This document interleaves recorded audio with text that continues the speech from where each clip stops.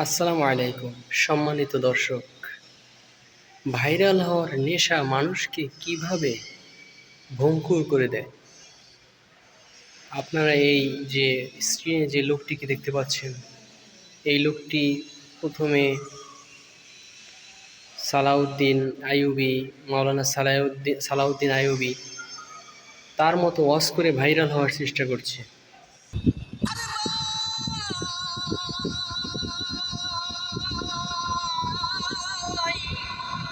দীর্ঘ 2 বছর আগে কোনো ফলাফল পেল না।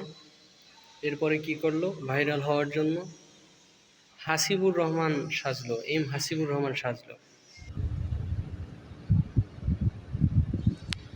বন্ধুরা, বিশ্ব নবীর মনটা যখনই খারাপ, আল্লাহর সঙ্গে সঙ্গে নবীর মন ভালো করার জন্য পেরেশান হয়ে যায়। তাতেও ফলাফল আসলো না ভাইরাল হওয়ার। এরপরে সাইদি সাহেবের নাতি সাজলো, তাতেও ভাইরাল হলো না। যেটুকু ভাইরাল হয়েছে তার মন মতো হয়নি। এখন ভাইরাল হওয়ার জন্য কি করলো?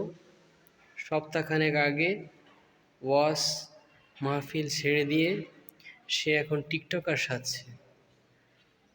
আবার কিছুদিন পরে কি করবে? এই টিকটকার থেকে ফিরে এসে সে আবার ভদ্র সেজে আরও ভাইরাল হবে। আসলে ভাইরাল হয়ে মানুষ কি করবে? একটা হচ্ছে ভাইরালের প্রকার আছে। একটা হচ্ছে ভালোর মাধ্যমে ভাইরাল হয়, আর একটা হচ্ছে খারাপের মাধ্যমে ভাইরাল হয়। যদি ভালোর মাধ্যমে ভাইরাল হয় সেটা হচ্ছে একটা ভালো বিষয়, কিন্তু এই যে টিকটকার সেজে তারপরে আবার কিছুদিন পরে আবার ভদ্র সেজে ভাইরাল হওয়া, এই ভাইরাল দিয়ে মানুষ কি করবে? আর আপনারাই এবারে এদেরকে মাহফিলের জন্য দাওয়াত দেবেন।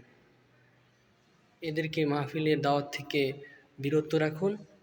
মাহফিলের ময়দান থেকে এদের থেকে অপবিত্র রাখুন। এরা অপবিত্র। এরা কখনো মাহফিলের যে ময়দান সেখানে কথা বলার যোগ্যতা রাখে না।